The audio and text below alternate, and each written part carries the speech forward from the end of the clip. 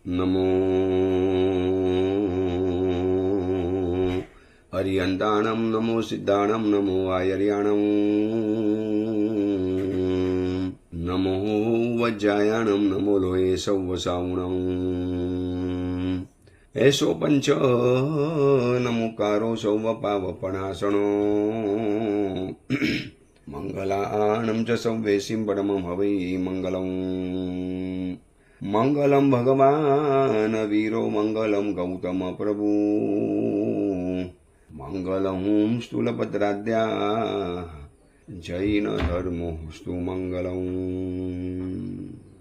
પ્રવચનનો વિષય છે નવી સવાર નવો વિચાર. આજથી લગભગ 1100 વર્ષ પૂર્વે બનેલો અને આશરે 300 જેટલા નીતિ સૂત્રોથી સુશોભિત નીતિ વાક્યામૃત નામનો આ ગ્રંથ રોજ એક નવો વિચાર, રોજ એક સુંદર વિચાર આપણને ભેટની અંદરમાં અર્પણ કરે છે. મેં પહેલાં પણ એવું કીધેલું કે એવો કોઈ દોસ્ત, એવી કોઈ વ્યક્તિ જીવનમાં આપણને નહીં મળે કે રોજ નવી આપણને ભેટ આપે. હા, વર્ષે એકાદ વખત આપી દે, જન્મના દિવસે આપી દે, કદાચ બીજા કોઈ દિવસો હોય, એનિવર્સરી ડે હોય કે બીજા કોઈ વિશિષ્ટ દિવસો હોય ત્યારે એ દિવસે ગિફ્ટ આપે. રોજ એક નવી ગિફ્ટ અને એ સુંદર, જીવનમાં કામ લાગે એવી ગિફ્ટ આપનારી વ્યક્તિ કદાચ આ દુનિયામાં કોઈ શોધી પણ નહીં જડે. ગમે એટલો પ્રેમ હોય ને માણસને, ગમે એટલો પ્રેમ, પણ એ એકાદ વખત, વર્ષે એકાદ વખત ગિફ્ટ આપી દે. કે રોજ ગિફ્ટ આપે અને રોજ આપણને ભેટની અંદરમાં વસ્તુ આપે, આવું તો લગભગ શક્ય નથી. સાંભળ્યું નથી. કોઈક વળી અલગ હોય ઇન્સાન અને રોજ કોઈક પોતાના ગમતી વ્યક્તિને ભેટ આપતો હોય તો અલગ વાત છે. પરંતુ આ મહાત્મા આપણને એટલો બધો પ્રેમ કરે છે, એટલા બધા ચાહે છે, આપણને એક રોજનો નવો વિચાર આપણને ભેટમાં અર્પણ કરે છે. અને એવો વિચાર કે જે આપણી જિંદગીની રાહ અને ચાહને બદલી નાખે, આપણી જીવનની દિશા અને ગતિને બદલી નાખે, આપણા જીવનના એક નવા સૂર્યોદયનું નિર્માણ કરે, એવા અદ્ભુત વિચારો આ મહાત્મા આપણને રોજ અર્પણ કરે છે. છેલ્લા 2 દિવસથી આપણે એક સૂત્ર ઉપર બહુ વિચારણા કરી કે એક મત થવું કેટલું દુર્લભ છે.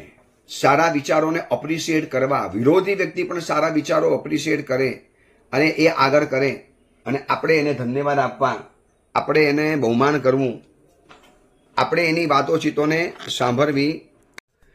એક રોજ નવો વિચાર આપણને ભેટની અંદરમાં આપે એવો આ સરસ મજાનો ગ્રંથ ચાલે છે. અને છેલ્લા 2 દિવસથી આપણે વિચારણા કરીએ છીએ. એક આજે વિચારણા કરી કે વિષમ પુરુષ સમૂહ દુર્લભમ એકમતમ.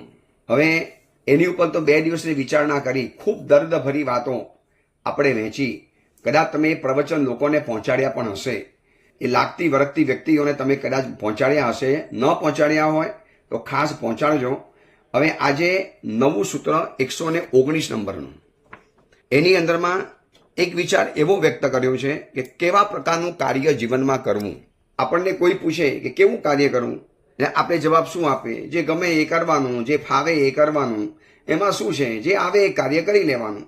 તો આ મહાત્મા આપણને ના પાડે છે કે ભાઈ કાર્ય કરવું હોય તો એવા કાર્ય કરવામાં તમે તમારી શક્તિ વાપરો, ઉર્જા વાપરો, તમારી એનર્જી વાપરો, તમારો સમય વાપરો કે જે કાર્ય કર્યા પછી જે કાર્યની અંદરમાં 2 ચીજો ન હોવી જોઈએ એવું કાર્ય જીવનમાં કરવાનું. 2 ચીજો અંદરમાં હોવી જોઈએ અને 2 ચીજો જીવનમાં ન હોવી જોઈએ. બસ એવું કાર્ય તમે જીવનમાં કરો. બાકી કાર્ય કોઈ પણ પ્રકારનું કરો, એમાં કન્ડિશન આ 2 છે. બસ આ 2 વસ્તુ અંદરમાં હોવી જોઈએ તો તમારે કાર્ય કરવાનું. આ 119 નંબરનું જે સૂત્ર છે ને, કદાચ એમ લાગે કે આ સામાજિક રીતે પણ કામનું છે, ધાર્મિક રીતે પણ કામનું છે, આધ્યાત્મિક રીતે પણ કામનું છે, પારિવારિક રૂપે કામનું છે, વ્યક્તિગત રૂપે પણ કામનું લાગે છે. બધી જ રીતે આ સૂત્ર આપણને કામ લાગે એવું છે. સૂત્ર છે યદ બહુગુણમ અનપાય બહુલમ ભવતી તત્ કાર્યમ અનુષ્ઠેયમ. યદ એટલે જે, એવું કાર્ય આચરવું, એવું કાર્ય જીવનની અંદરમાં કરવું. તત્ કાર્યમ અનુષ્ઠેયમ, સીધો શબ્દ ખબર પડી જાય એમ છે ને. તત્ કાર્યમ અનુષ્ઠેયમ એટલે કે તે કાર્યનું અનુષ્ઠાન કરવું, તે કાર્ય આચરવું, તે કાર્ય જીવનની અંદરમાં કરવું, કરી શકાય. તમારે એવું જ કાર્ય કરવું જોઈએ. તત્ કાર્યમ અનુષ્ઠેયમ. હવે કયું? એમાં 2 કન્ડિશન બતાવી, 2 બાબતો બતાવી. યદ બહુગુણમ, જે કરવાની અંદરમાં ઘણો ફાયદો દેખાતો હોય, જે કરવામાં બહુ ગુણ, બહુ ફાયદો, ઘણું જે કર્યા પછી આપણને ફાયદો થતો હોય એવું કાર્ય કરવાનું. અને બીજા નંબરમાં અનપાય બહુલમ, જેની અંદરમાં નુકસાન ઓછામાં ઓછું હોય અને ફાયદો વધુમાં વધુ હોય એવું કાર્ય જીવનમાં કરો. સીધી કન્ડિશન. હવે આ કોઈ પણ કામ કરતા પહેલા આપણે કોઈને પૂછવાની જરૂર નથી. આ એક જ સૂત્ર જીવનભર યાદ રાખવાનું. કયું કાર્ય કરવું? બહારગામ જવું છે, લગ્નમાં જવું છે, ઉદ્ધાન કરવા છે, નવવાણું કરવી છે, ચોમાસું કરવું છે, અથવા તો બિઝનેસ કરવો છે, પઢાઈ કરવી છે, લગ્ન કરવા છે, દીક્ષા લેવી છે, જે પણ કાર્ય હોય દરેક કાર્ય કરતા પહેલા આ બે બાબતોની અંદરમાં ચકાસણી કરી લેવાની કે જે કાર્ય બહુ ગુણવાળું હોય, ઘણો ફાયદો જેમાં કરી આપતું હોય, જે કાર્ય ઘણા ગુણોથી યુક્ત હોય, જે કાર્ય કર્યા પછી જીવનમાં આપણને બહુ ફાયદા થાય, બહુ ગુણો ઉત્પન્ન થાય, ઘણી રીતે આપણને એ કાર્ય કામ લાગતું હોય. અને બીજા નંબરમાં અનપાય બહુલમ. અપાય એટલે નુકસાન, અનપાય એટલે અનુકસાન, એટલે જેની અંદરમાં નુકસાન બિલકુલ નથી અને જેની અંદરમાં ફાયદો ઘણો છે એવું કાર્ય જીવનની અંદરમાં કરવાનું. પતી ગઈ, વાત પૂરી થઈ ગઈ. હવે આની ઉપર બીજો કોઈ સવાલ જ ઊભો ન થાય કે સાહેબ મારે આ કાર્ય કરાય કે ન કરાય. હું એને એક જ કહું છું, ભાઈ આ તું સૂત્ર ગોખી નાખને ગાથાની જેમ.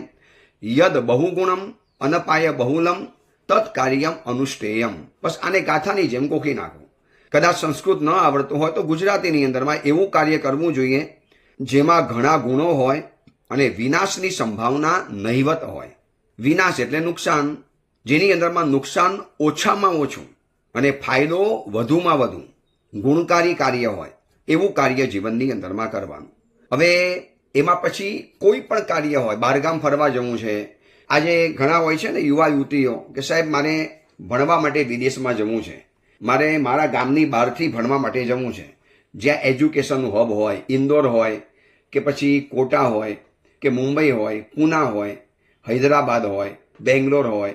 તમે કાંઈ પણ ભણવા માટે જાઓ, કાંઈ પણ કરો, આટલું સૂત્ર યાદ રાખો કે ફાયદો છે, નુકસાન ઓછામાં ઓછું છે, તો મારે એ કામ કરવાનું, બાકી કામ નહીં કરવાનું. હવે માણસ જાતે વિચારી લેશે ને કે ત્યાં ગયા પછી મને શું ફાયદો અને ત્યાં ગયા પછી મને શું નુકસાન છે.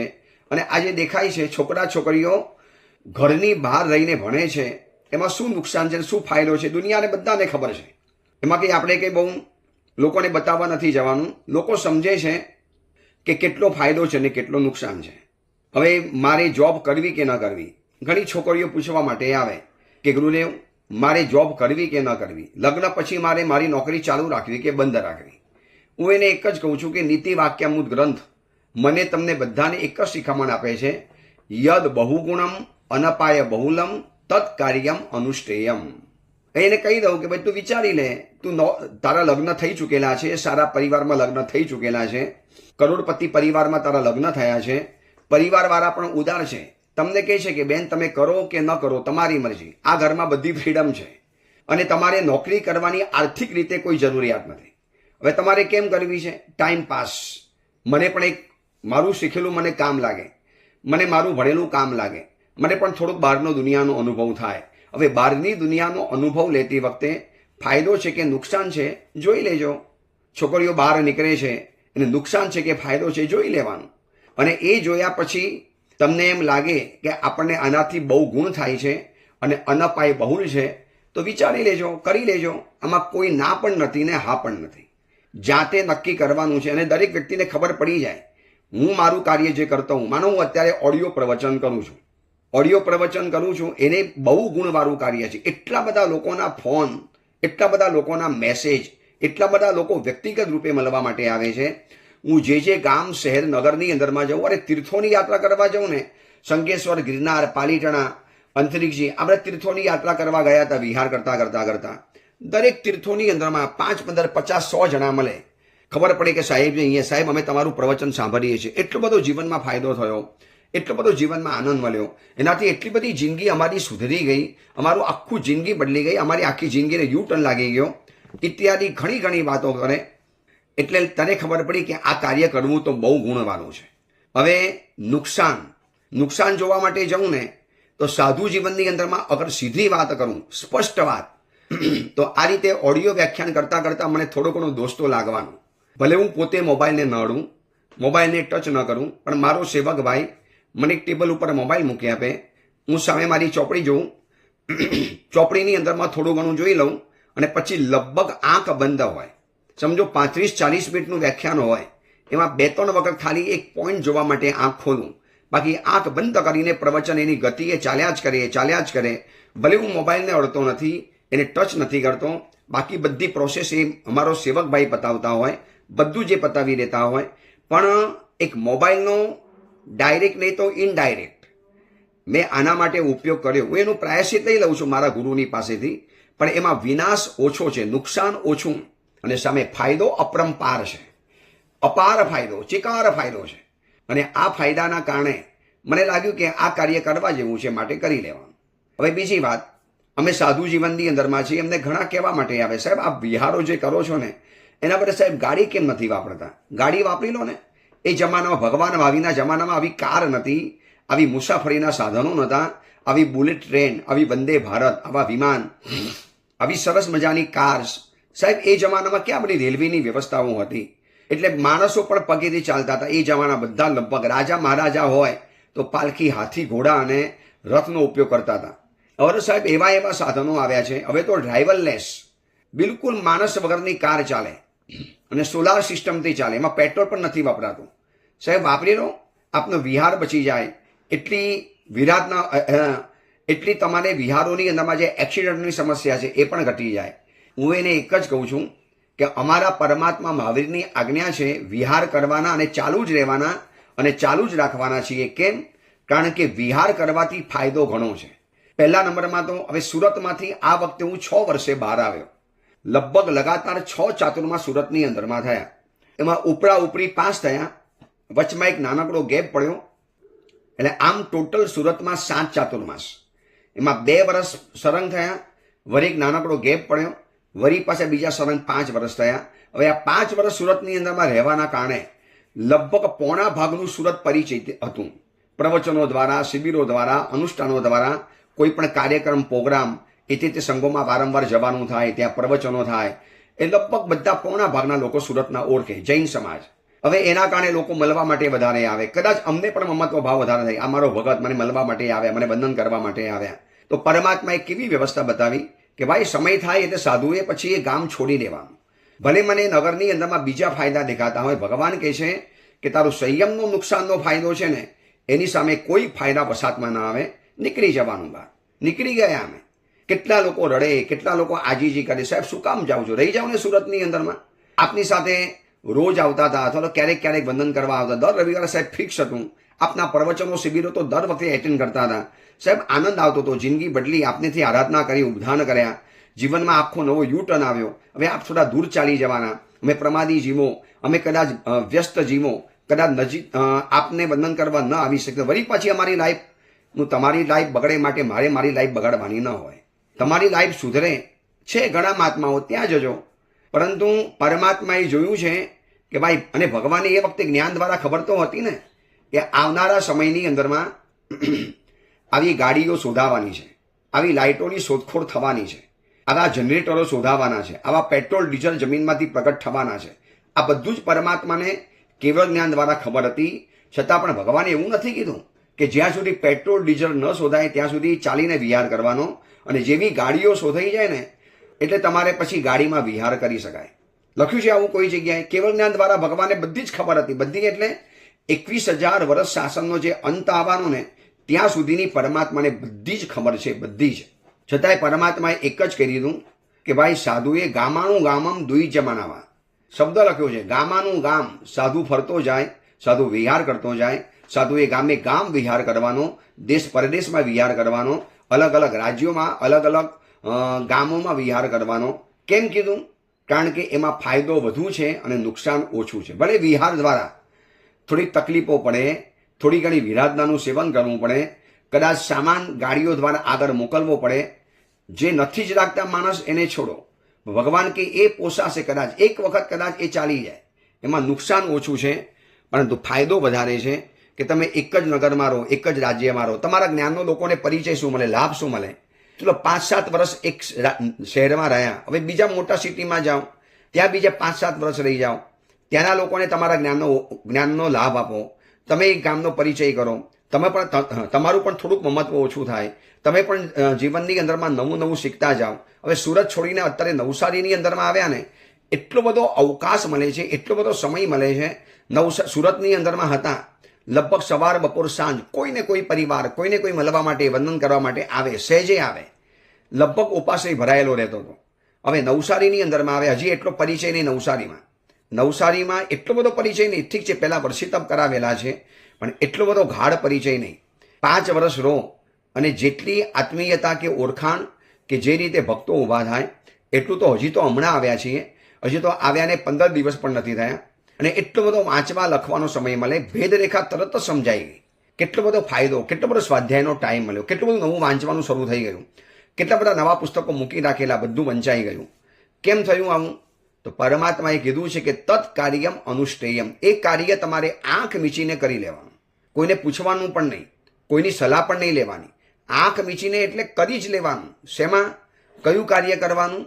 યદ બહુ ગુણમ અનપાય બહુલમ, જેમાં બહુ ગુણ છે, બહુ ફાયદા છે, અને જેની અંદરમાં નુકસાન ઓછું છે એવું કાર્ય કરવાનું.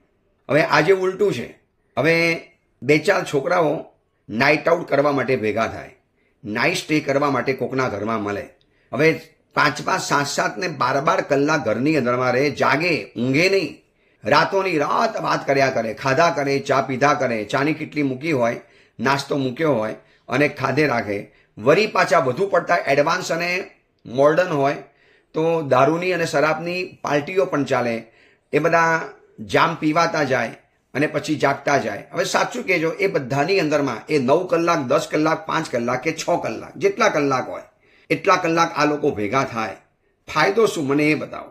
શું કોઈએ દેશની ચર્ચા કરી? આ ગરીબીની ચર્ચા કરી? આ જૈન ધર્મના નુકસાનની કોઈએ ચર્ચા કરી? આપણા હિન્દુસ્તાનની અંદરમાં હજી કેમ આટલું બધું વિચિત્ર વર્તન ચાલે છે, કોઈએ ચર્ચા કરી? આ ગરીબોને કેમ સુખી બનાવવા? આટલું બધો દુકાળ ભૂકંપો આવે છે, એ બધાને આપણે કેવી રીતે પહોંચી વળવું, કેવી રીતે આપણે એને હેલ્પ કરવી? માનવતાનો વિચાર, ધાર્મિકતાનો વિચાર કોઈ વિચાર આવ્યો હશે? બિલકુલ ફાલતુ વાતો, નકરી નકામી ગંદી વાતો, ગોસિપ. પછી એ બેકારમાં બેકાર વાતો થાય, ગંદામાં ગંદી વાતો થાય, સાવ નીચલી કક્ષાની વાતો થાય, જેનું કોઈ લેવલ જ ન હોય, અને 12 કલાક, 10-10 કલાક બિલકુલ ફાલતુ મનુષ્ય જીવનના બગાડી નાખવાના. શું મળ્યું આમાં? કોઈ ગુણ લાગે છે? નુકસાન પારાવાર. આર્ત ધ્યાન કરવાનું, રૌદ્ર ધ્યાન કરવાનું, ખોટી ગોસિપો કરવાની, ગંદા ક્લિપ્સ, ગંદી મૂવી અને ગંદી વાતો કરવાની. એનાથી ભયંકર કર્મનો બંધ થાય. નુકસાન તો ભયંકર છે, ફાયદો સામે બિલકુલ નથી. મને એમ બતાવો કે વોટ્સઅપની અંદરમાં કે ઇન્સ્ટાગ્રામની અંદરમાં કે બીજા બધા સોશિયલ મીડિયાના માધ્યમ ઉપર જે ચેટિંગ થાય છે, જે રીતે વિડીયો અપલોડ ડાઉનલોડ થાય, જે રીતે હજારો રીલ્સ જોવાય છે, મોબાઈલની અંદરમાં સ્ક્રોલ કરતા જાઓ, રીલ્સ આવતી જ જાય. કદાચ 100 વર્ષનું આયુષ્ય હોય અને સવારથી સાંજ સુધીની અંદરમાં આ જ કામ કર્યા કરે ને, તો પણ કદાચ આ રીલ્સનો પ્રવાહ ખૂટે નહીં. એટલી અપરંપાર અસંખ્ય રીલ ચાલ્યા જ કરે, જાત જાતની કોમેડી ને ગંદી ને સારી ને બેકાર ફાલતુ જોયા કરવાની અને મન બગાડ્યા કરવાનું. અમારી સાથે અમારા સેવક ભાઈઓ હોય ને, અમે ઘણી વાર જોઈએ કે આવું બધા થોડા ઘણા જે કામ પતી ગયા હોય, પછી શું કરે એ લોકો? રાતના 12 વાગ્યા સુધી કે આખો દિવસ સમય અવકાશ મળે એટલે રીલ જોયા કરે, એ સ્ક્રોલ કર્યા કરે. અમે એને કહીએ કે ભાઈ અમારી સાથે રહો છો, થોડું શીખો અમારી પાસેથી, થોડા પુસ્તકો વાંચો, થોડુંક કંઈક નવું જ્ઞાન લો ને અંદરમાંથી. તમે આમ શું કરો છો? એ કે સાહેબ અમને આ જ ફાવે, બીજું અમને ફાવે નહીં. ઘણીવાર એમ થાય કે કેટલો બધો ફાલતુ સમય આની અંદરમાં લોકોના કરોડો કલાકો, આ કલાકો કદાચ કોઈ સારી ચીજ શીખવા માટે વાપર્યા હોત, નવી ભાષા, નવી લેંગ્વેજ, નવી બાબતો જાણવી, કંઈક રહસ્યમય બાબતો જાણવી, કંઈક વિશિષ્ટ બાબતો જાણવી, કંઈક એવી મંત્રતંત્રની વાતો જાણવી, એવી દુનિયામાં અપરંપાર ચીજો છે જ, એવી કંઈક વાતો જાણવી હોય તો એમાં તમે સમય કાઢો ને. પરંતુ ખબર નહીં દુનિયાનો સમય મોટા ભાગનો શેમાં જાય છે? જેમાં બિલકુલ ગુણ નથી, ફાયદો નથી અને નુકસાન ઘણું છે, એની અંદરમાં જાય છે. અને આ જોયા પછી મહાત્માએ આપણને શિખામણ આપી. એક પ્રેમાર પિતા બનીને, એક ગુરુ બનીને આપણને પ્રેમથી સમજાવે છે કે દોસ્ત, કાર્ય કરવું છે તો એવું કાર્ય કરો ને કે જેની અંદરમાં ઘણા ગુનો હોય અને વિનાશની સંભાવના ન હોય, ફાયદો તને ચિકાર દેખાતો જાય. તો એવું જ કરો ને ભાઈ. શું કામ આ બધું નુકસાનના ધંધાની અંદરમાં જાઉં છો? હવે ખાવાની બાબતમાં જુઓ, કપડાની બાબતમાં જુઓ. ખાવાની બાબતમાં વિચારીએ ને, હવે ખાય છે તો એવી વસ્તુઓ ખાય જેમાં ફાયદો નથી, નુકસાન ઘણું છે. ચીઝ, બર્ગર, પછી જંક ફૂડ, તૈયાર ફૂડ, બહારથી મંગાવેલું પ્રોસેસ્ડ ફૂડ, પછી પેકિંગની અંદરમાં પેકેટવાળું ફૂડ, આ બધા ફૂડ લગભગ નુકસાનકારક છે. લગભગ શરીરમાં ઓબેસિટી વધી, કેન્સરના રોગ વધ્યા, શરીરમાં રોગચાળો ફાટી નીકળ્યો. આ બધું થયું છે મોટા ભાગે ખોરાક બગડ્યો છે માટે. પહેલાં ક્યાં આટલા કેન્સરના રોગ સંભળાતા હતા? આ કિડની ફેલ થાય, હાર્ટ એટેક આવી જાય. અરે આપણા બાપ દાદાઓ 80 વર્ષ સુધી મહેનત કરતા હતા. કોઈ એટેક તો છોડો, મોઢામાં દાંત નહોતા પડતા, ચશ્મા નહોતા જોયા. એવા અમે દાદાઓ જોયા છે વર્ષો પહેલા. આજે પણ હજી કોક જગ્યાએ જૂના મોડલો જોવા માટે મળે છે. દાંત બધા સલામત, કારણ કે એવી વસ્તુ ખાતા હતા, એવી વસ્તુથી જીવન નિર્વાહ કરતા હતા કે જેનાથી શરીર મજબૂત બને. હવે આ junk food, fast food, packet food, તૈયાર ફૂડ, ઝોમેટોવાળાને તમે ઓર્ડર આપો એટલે આપી જાય, સ્પેગીવાળાને ઓર્ડર આપો એટલે આપી જાય. હવે એ બધું કેવું બનાવતા હશે? એ બધા તમારી સેવા કરવા માટે બેઠેલા છે. 2 દિવસનું વધેલું ફૂડ ગરમ કરીને તમને મોકલાવે, તમને શું ખબર પડે? અને વિડીયો એના વાયરલ થાય છે ને, કેટલા વિડીયો છે જરા તપાસી લેજો. મને તો કેટલાય લોકો જોવા માટે મોકલે, સાહેબ આ પ્રવચનમાં કહો લોકો કેટલી ગંદી વસ્તુઓ ખાય છે. એને કહીએ ભાઈ બધી બાબતો આપણે સમજાવવાની. એને એટલી ખબર ન પડે કે મારે એવું કાર્ય કરવાનું કે જેમાં ફાયદો વધુ હોય, નુકસાન ન હોય. તત્કાર્યમ અનુષ્ઠેયમ યદ બહુગુણમ અનપાય બહુલમ. જેમાં બહુ ગુણ થતા હોય, ગુણ એટલે ફાયદો, જેની અંદરમાં કરવાથી આપણને ઘણા ફાયદા થતા હોય અને નુકસાન ન થતું હોય, એવું કાર્ય કરી લેવાનું. સીધી વાત છે. પછી એમાં શું વિચારવાનું આટલું બધું હોય? પણ માણસનું ખાવાનું એવું, કપડાં પહેરવાના એવા, આખી લાઈફસ્ટાઈલ બદલી નાખી. રાતોની રાતો જાગે, દિવસે ઊંઘે અને જે તે ખાઈ લે, શરીરના કૂચા કાઢી નાખે. યુવાન ઉંમરની અંદરમાં ઘરડો દેખાવાની અંદરમાં આવે. પહેલા ઘરડાઓ યુવાન દેખાતા હતા, માથા ઉપર વાર આવી ગયા, ચશ્મા આવી ગયા અને આ બધું આવી ગયું. હું અત્યારે તપોવનની અંદરમાં છું. નવસારીમાં તપોવન છે ને, પૂજ્યપાદ પન્યાસ પ્રવર્ષી ચંદ્રશેખર વિજયમાની પ્રેરણાથી બનેલું તપોવન. લગભગ અત્યારે 300ની આસપાસ છોકરાઓ છે. ક્યારેક અહીંયા વાચના આપવાનો પ્રસંગ આવે છે. મહાત્મા કે સાહેબ આપ પધાર્યા છો તો આપ વાચના આપો. મેં ગઈકાલે જે વાચના આપી હતી સવારે 1 કલાકની, એમાં મેં જોયું લગભગ 80% છોકરાઓ ચશ્માવાળા જોવા માટે મળ્યા. એક સર્વે કર્યો, દર 2 છોકરાની અંદરમાં 1 છોકરો ચશ્માવાળો જોવા માટે મળે. હવે ક્યાં આવા ચશ્મા પહેલાના કાળમાં હતા? અરે 80 વર્ષ સુધી દાદાઓ ચશ્મા તો ઠીક છે, મોતિયો પણ નહોતો આવતો. હવે આખી લાઈફસ્ટાઈલ કેમ બદલાઈ ગઈ? કારણ કે જેમાં ફાયદો નથી એવું ભોજન ખાધું અને જેમાં નુકસાન ઘણું છે એવું જ ભોજન લગભગ ખાધું છે. તેલ ટમાટરવાળું, તેલથી ભરેલું, તીખું તમતમતું, ધાતુઓને પ્રજ્વલિત કરે, શરીરનું લોહી ગરમ કરી નાખે, શરીરની ધાતુઓને ખતમ કરે. કોઈ શરીરમાં રસકસ જોવા માટે ન મળે, પૌષ્ટિકતા જોવા માટે ન મળે. દૂધ, ઘી, દહીં, છાશ, ખીચડી, ભાખરી, ચૂરમાના લાડુ, આ અસલ જે ખોરાક હતા ને, અસલ ખોરાક શિયાળાના કે ઉનાળાના કે ચોમાસાના, ક્યાં બધું હવે તો ભાવતું જ નથી એ લોકોને આઉટ ઓફ ડેટ લાગે. અમે હમણાં ઉપધાન કરાવ્યા મહાવીર ધામની અંદરમાં, સંયમ સ્પર્શ ઉપધાન તપ. એમાં અમે બાળકોની ચોઈસ સાંભળીએ ને, રીસરનું હસવું આવે. મંચુરિયન બનાવો ને, પાસ્તા બનાવો ને, મેગી બનાવો ને, અને કેક બનાવો, પછી વોફલ બનાવો. અરે કઈ માગણી આવે. એમ થાય કે આ બધું શું ખાવાનું છે? આમાં કંઈ ખાવાનું જ નથી. એની સામે ગુલાબજાંબુ, રસગુલ્લા, રસમલાઈ, ચમચમ, એવી બધી કાલાજામ, એવી બધી મીઠાઈઓ બનાવતા હતા કે જેનાથી શરીરમાં પૌષ્ટિકતા આવે, તાકાત મળે. નહીં, આ નથી ભાવતું, આ નહીં, ફરસાણ વધુમાં વધુ બનાવો. અને એમાં પનીરનું શાક વધુમાં વધુ જોઈએ, સૌથી વધુ પનીરનું શાક, જે ભયંકર નુકસાન કરે. દૂધમાંથી બનેલું પનીર. હવે આપણને કોઈ દૂધની અંદરમાં મરચું, મસાલો અને તેલ નાખીને કોઈક આપણને દૂધ આપે, આપણે પીશું દૂધ? ફેંકી દઈએ સીધું. અને દૂધમાંથી બનેલા પનીરને તમે જો આવી રીતે વઘારો એટલે ભયંકર ઓપોઝિટ ફૂડ છે.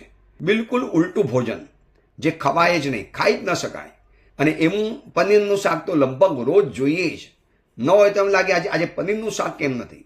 એટલે આ બધી ઉલટી બાબતો ચાલીને પહેરવાની, ચાલવાની, બોલવાની, જોવાની, સુવાની, આખો લાઈફસ્ટાઈલ બદલી નાખી, જેમાં કોઈ ફાયદો નથી અને નુકસાન ચિકાર પ્રમાણમાં છે. હવે લગભગ લોકોનું રાતના સુવાનું મોડું થવા માંડ્યું. 12 વાગે 2 વાગે પહેલાં તો ઊંઘ જ નથી આવતી, સૂતા જ નથી. અને સૂઈ જાય ને તો કોઈ એને ગાંડો કે વિચિત્ર કે લે 10 વાગે સૂઈ ગયો, 9 વાગ્યામાં તારી રાત પડી ગઈ. 12 2 તો હવે કોમન થઈ ગયા, કોમન. એમાં શનિવારનો દિવસ હોય, વીકેન્ડ, એટલે 2 વાગ્યા સુધી સોસાયટીમાં રમે. અમારા ઉપાસની બાજુમાં સોસાયટી, અમને ખબર પડે ને, અમારી પણ ઊંઘ બગડે એ લોકોના કારણે. 2 વાગ્યા સુધી રમે અને પછી 2:30 વાગે સૂવા માટે જાય અને સીધા 10, 11, 12 વાગે રવિવારે ઉઠવાનું. અરે બ્રહ્મ મુહૂર્તમાં ઉઠવાનું તો ક્યાં ગયું? એ તો વાત પૂરી થઈ ગઈ. મધ્યાહન સૂર્ય તપી ગયો હોય ત્યારે માણસ ઉઠે. આ બધાની ઇફેક્ટ શરીર ઉપર પડે છે. શરીરની ઇફેક્ટ વિચારો ઉપર પડે અને વિચારો બગડે એટલે વળી પાછી જિંદગી બગડવાની.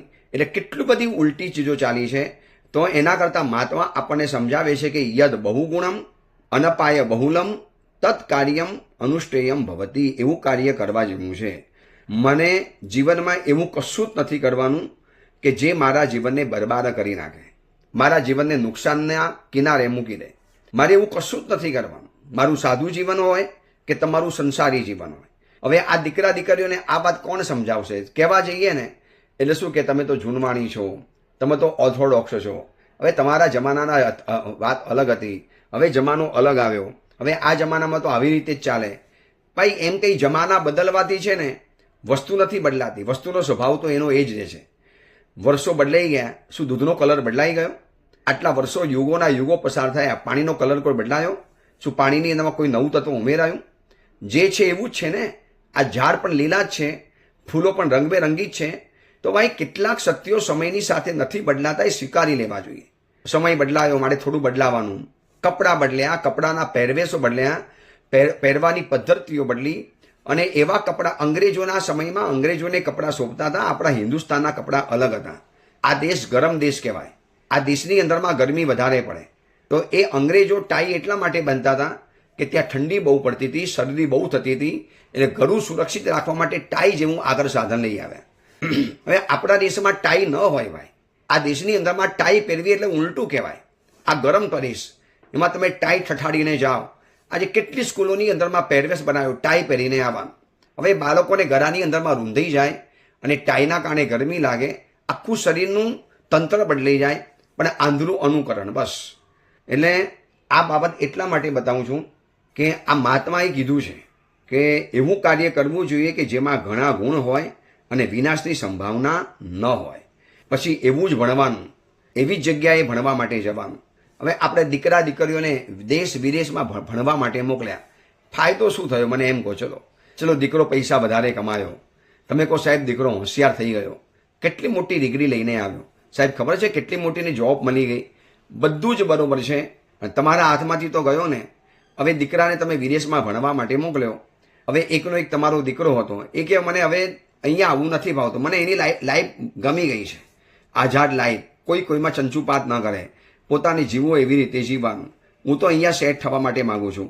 માતા પિતા કે બેટા તને ભણવા માટે મોકલ્યો તો, બેટા પાછો આવી જા ને, અમારું શું, તમે આવી જાઓ ને મમ્મી પપ્પા અહીંયા. એ કે બેટા હવે આ ઉંમરે અમે વિદેશમાં ક્યાંથી આવીએ, અમારી આખી જિંદગી અલગ, ત્યાંની જિંદગી અલગ, બેટા આ બધું નહીં ફાવે અમને, તું આવી જા ને. ઓલો આવવા તૈયાર નથી, માતા પિતા ત્યાં જઈ નથી શકતા. અને એકલા રડનારા માતા પિતાઓને મેં જોયા છે. મોટું ઘર ભૂતિયા મહેલ જેવું દેખાય, 5 ને 6 બેડરૂમના ઘરો મુંબઈ સુરતમાં જોયા. અને ઘરમાં મમ્મી પપ્પા સાવ એકલવાયા છે, એકલા અટુલા છે. દીકરા દીકરીઓ ભણવા માટે મોકલ્યા એટલે એ લોકોએ પોતાની જિંદગી ત્યાં બનાવી દીધી, એ લોકોએ પોતાની જિંદગી ત્યાં સેટ કરી લીધી. અહીંયા કે મમ્મી પપ્પા જોઈએ એટલા પૈસા મોકલી આપીશું, પણ અમે તો અહીંયા સેટ થવાના.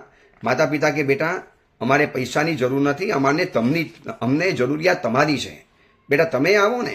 ઓલો કે મને નહીં ફાવે, હું તો આ દેશની અંદરમાં સેટલ થઈ જઈશ. શું ફાયદો થયો? ત્યારે મનમાં એમ થાય કે આના કરતાં દીકરો આપણા હાથમાં હતો, આપણે જ નક્કી કરવાનું હતું એને ક્યાં ભણાવો ન ભણાવો. અને આપણને બહુ શોખ થયા, નહીં આપણે પૈસા છે ને વિદેશમાં ભણવા મોકલીએ ને, જ્યારે ડિગ્રીની જરા વધારે વેલ્યુ થાય, જરા વધારે. અને આ બધું કરીને મોકલ્યો, શું ફાયદો થયો? એટલા માટે મહાત્મા કહે છે તત્કાર્યમ અનુષ્ઠેયમ ભવતી યદ બહુગુણમ અનપાય બહુલમ. જેમાં ઘણા ફાયદા અને નુકસાન બહુ ઓછી માત્રામાં હોય, એવું જ કાર્ય જીવનની અંદરમાં કરવાનું. ચલો આ અંગેની બીજી વિશેષ વાત આપણે આવતીકાલે વિચારીશું. એ જ મંગલ કામના મંગલ ભાવના. જીનાગના વિરુદ્ધ કાંઈ પણ બોલાયું હોય તો મિચ્છામી દુક્કડમ.